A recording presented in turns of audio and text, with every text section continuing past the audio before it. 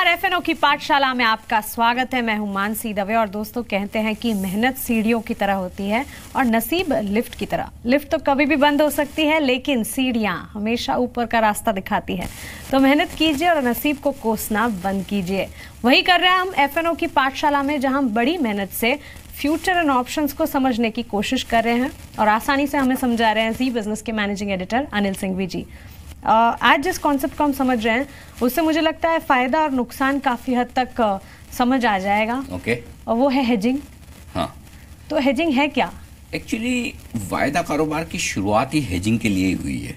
वो तो अलग बात है कि बाद में धीरे धीरे लोगों ने इसे ट्रेड करने का, स्पेकुलेशन करने का, या आसान भाषा में कहीं तो बाजार में खेलने का एक तरीका बना लिया कि कम पैसे में ज़्यादा पोजीशन बनाकर बड़ा मुनाफा या बड़ा नुकसान कर लिया जाए। ये तो बाद में हुआ है, लेकिन ओरिजिनल जो वायदा कारोबार शुरुआत करने के पीछे जो मकसद रहा होगा, वो मकसद यही था कि हेजिंग की जाए। अच्छा। अब हेजिंग का मतलब ये है कि किसी भी संभावित नुकसान से अपने आप को बचाना, कि फ्यूचर में कोई ऐसा भविष्य में नुकसान हो सकता है, उस नुकसान से हम अभी से कैसे बचें, इसे हेजिंग कहते हैं। अच्छा। और नुकसान कब होगा? जब आपने कुछ निवेश कर रखा है, करेक्ट, या आपने कोई पोजीशन बना रखी है, तेजी की या मंदी की, आमतौर पर तेजी की, क्योंकि एक निवेशक तेजी की पोजीशन बनाता है, निवेश करता है, शेयर खरीदता है जी। तो अगर फ्यूचर में कुछ ऐसा हो जाए जिससे मेरे निवेश पर आंच आने वाली हो या आने की संभावना रहे, तो उस नुकसान से मैं कैसे बचूं, उसे हेजिंग कहते हैं। तो मतलब हेजिंग मुनाफा नहीं है, लेकिन एक तरह से नुकसान से कैसे बचना है, हाँ, उसकी रणनीति है। हाँ, नुकसान से बचाने की रणनीति है। अब उस नुकसान से बचाने की कोशिश में थोड़ा मुनाफा हो जाए तो अच्छी बात है, हाँ, वो तो नहीं हुआ तो कोई बात नहीं।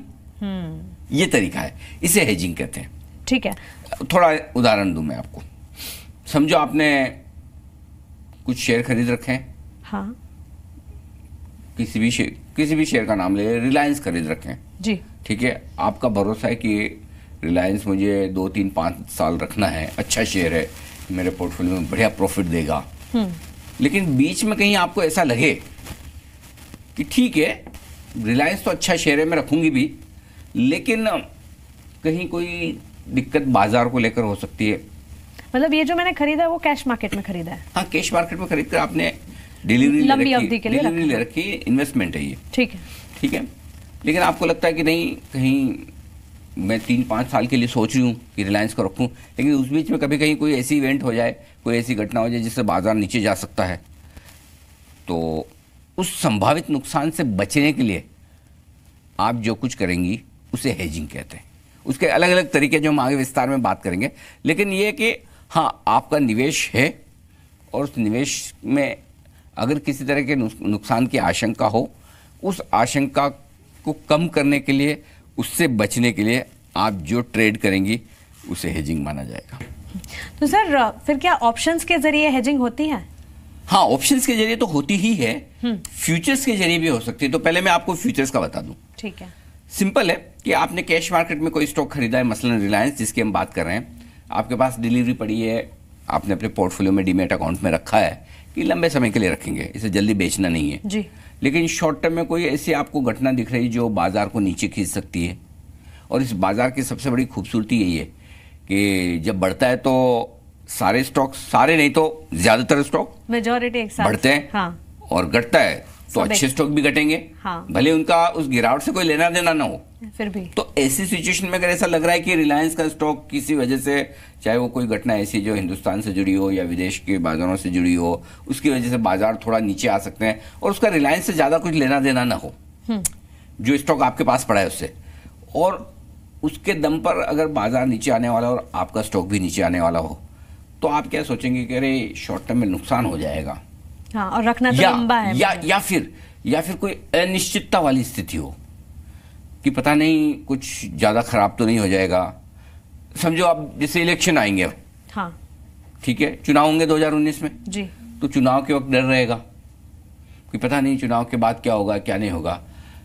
आपको पता है चुनाव के पहले भी रिलायंस चल रही है और चुनाव के बाद भी रिलायंस चलेगी, सारी कंपनियां चुनाव आते हैं जाते हैं, लेकिन वो जो एक इवेंट है उसकी रिस्क अगर है और आपको लगता है कि वो रिस्क मुझे कम करनी है, ठीक है, तो आप एक काम ये कर सकते हैं, फ्यूचर बेच दें।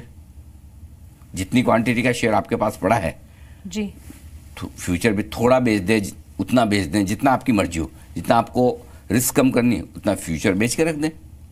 ठीक है, तो मतलब कैश में मैंने खरीदा है, लंबी अवधि तक मुझे रखना है, इसलिए मैं इसके फ्यूचर बेच के रख दें, और जैसे वो इवेंट खत्म हो, आप अपने समझो आपने सोचा कि इलेक्शन के रिजल्ट ऐसे आएंगे जो हमें पसंद नहीं आएंगे बाजार को, इसीलिए आप हेजिंग कर रहे हैं जी, और वाकई में रिजल्ट खराब आते हैं और बाजार गिरे, रिलायंस भी गिरे, तो आपके सामने फ्यूचर जो बेचा हुआ है उसमें आपको मुनाफा आ जाएगा, तो बच गए हम, तो आप बच जाएंगे। और कई बार ऐसा भी हो सकता है कि आप ये सोच के बेचे कि बाद में गिरेगा, ना गिरे, ऐसा भी तो हो सकता है, ना गिरा तो नहीं गिरा, फिर थोड़ा आपका नुकसान, हल्का सा फ्यूचर जो आपने बेचा है बाद में आपको कट करना है, लेकिन आपकी ओरिजिनल जो रिलायंस की पोजीशन है आपके पोर्टफोलियो में वो बनी रह जाएगी, बनी रहेगी, तो थोड़ा वो अपसाइड आपको जा सकता है, थोड़ा जो बढ़ेगा फ्यूचर में वो लॉस आपको लेना पड़ सकता है।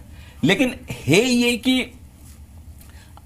हेजिंग करने के बारे में सोचना है, नुकसान कम करने के बारे में सोचना है, इसमें से मुनाफा बने इसकी संभावना कम होती है। मुनाफा बनेगा तो भी कोई फायदा नहीं, कैसे कि अगर आपने रिलायंस बेच भी दिया और आपके पोर्टफोलियो में जो रिलायंस पड़ा है उसका भाव नीचे आया जी, तो भले ही आपको एक बार फ्यूचर बेचा उसमें प्रॉफिट हो रहा है, लेकिन साथ साथ आपके पोर्टफोलियो की वैल्यू भी तो घट रही है। बिल्कुल। तो हेजिंग का मतलब ये है कि आपके नुकसान की कमी है, मुनाफा बनेगा ऐसा नहीं, जरूरी नहीं है, जरूरी नहीं बनेगा, मुनाफा होगा ही नहीं होगा।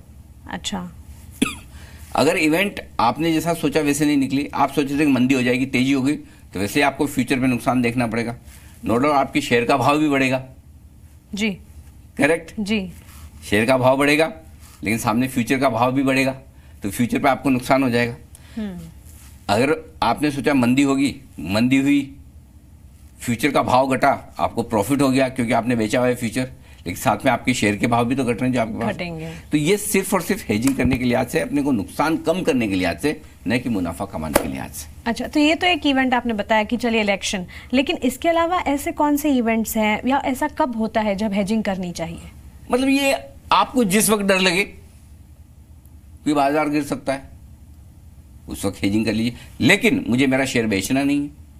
भाई आज देखिए ना, इतने सालों से बाजार चल रहा है जी, कोई 10 रुपए वाला इन्फोसिस आज कहाँ है, हाँ, कोई HDFC, कोई TCS, इन्होंने भी तो अपनी शुरुआत 10, 20, 50 रुपए से ही की है जी, मतलब इतना हजारों रुपए का डिविडेंड, बोनस, क्या क्या नहीं देकर आज इन लेवल पर हैं। तो जिन लोगों ने बेच दिए होते डर डर के कि कभी सरकार गिर रही, कभी ब्रेक्जिट हो रहा है, कभी लेमन ब्रदर्स हो रहा है, कभी कुछ हो रहा है, फिर अफसोस होता है, हाँ। लेकिन आपको ये भी लगता है नहीं मैं शॉर्ट टर्म का बेनिफिट नहीं छोड़ना चाहता या रिस्क नहीं लेना चाहता, तो फिर हेजिंग कर लीजिए। ये फ्यूचर्स की हेजिंग है, इसी तरह से ऑप्शन में भी आप हेजिंग कर सकते हैं।